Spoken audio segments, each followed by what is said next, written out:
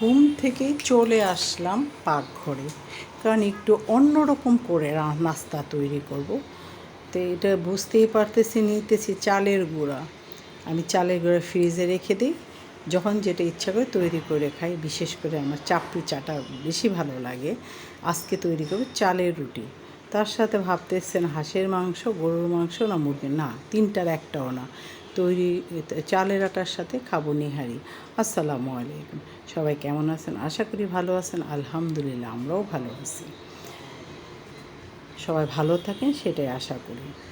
পাকঘরে রান্নার সমস্ত আটাটা কাই করে নেব, রেডি করে নিচ্ছি।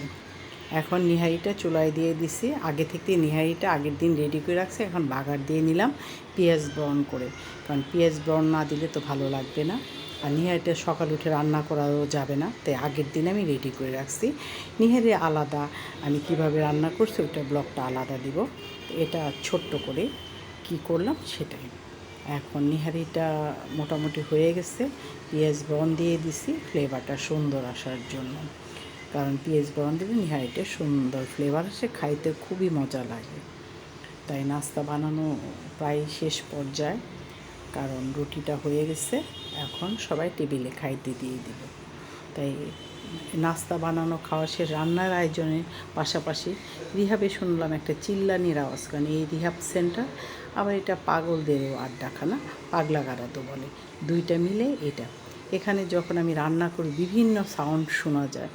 যখন রিহাবে বা ছেলেদের বা মেয়েদের অসুস্থ অবস্থায় ঢোকায় তখন খুব কান্নাকাটি করে, পরে ভিতরে নিয়ে ইঞ্জেকশন দেওয়ার পরে বা কোনো কিছুর পর পুরো চুপ হয়ে যায়। তারপর তারা সুস্থ সবলভাবে অনেক দিন মাঝে মাঝে গান হয়, নাচ হয়, সবই আমি পাকঘর দিয়ে দেখি আর রান্না করি। এখানে রান্না করতেছি ভুড়িটা আগে রান্না করছি, করে রেখেছি ফ্রিজে। এখন এটা বাগার দেবো পেঁয়াজ দিয়ে, পেঁয়াজ ব্রাউন দিয়ে।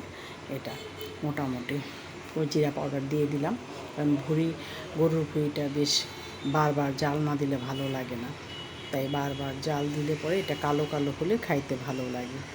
তার পাশাপাশি রান্না করলাম হলো রুই মাছটা আলু দিয়ে ঝোল করে নিলাম, কারণ আজকে বেশি আইটেম করব না, কারণ সকালে চাল রুটি আর নিহারি খাইছি, অনেক টাইম চলে গেছে। রান্নাটা অল্প বিস্তর না, তার সাথে সাথে করে নিলাম বিকালের জন্য ফালুদা।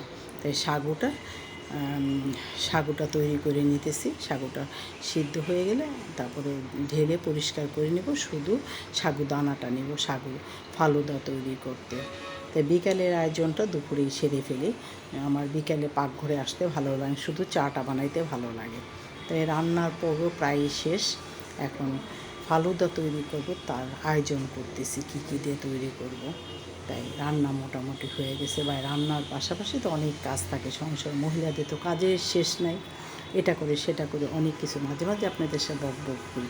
তাই কিছু ফল নিয়ে নিলাম কাটার জন্য, আম আর ড্রাগন ফল, আর কলাও নেব। কলাটা ভিডিওতে দেখাতে পারিনি, ভুলে গেছি। যাই হোক, এগুলো দেবো, পেস্তা বাদাম কিশমিশ দেবো, দিয়ে ফালুদাটা তৈরি করবো। আমার ভিডিওটা ভালো লাগলে লাইক দেবেন, কমেন্টস করবেন, শেয়ার করবেন, পাশে থাকবেন। সুন্দরভাবে আমার ভিডিওটা দেখতে ভালো লাগবে, কারণ আপনারা যদি আমার পাশে থাকেন তাহলে সুন্দর সুন্দর ভিডিও নিয়ে, সুন্দর সুন্দর গল্প নিয়ে আবার আসবো। আসসালাম।